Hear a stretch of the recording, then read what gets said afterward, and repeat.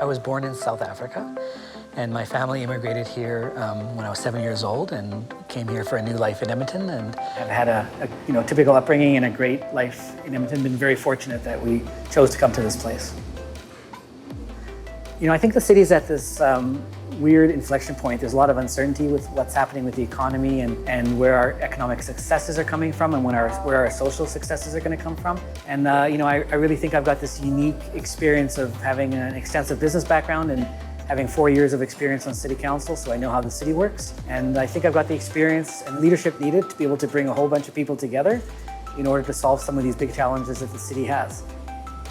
We have to focus our resources and stop spending money on everything so we can spend money on the most important things and spend our time and efforts to move those things forward in a more efficient manner. I started Remedy Cafe, and I think it was a little bit ahead of its time, and I actually don't even remember the year. I think it was like 1995 or 96. I wanted to start an independent kind of cool coffee shop where people can come together and hang out.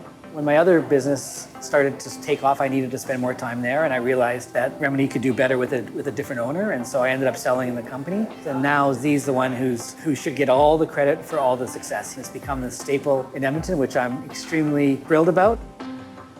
My company now, we changed the name a few years ago to Firma, which is a foreign exchange and payments company. We've got offices in 5 countries, 13, 14 locations, and we have a little over 200 people and still head office downtown Edmonton.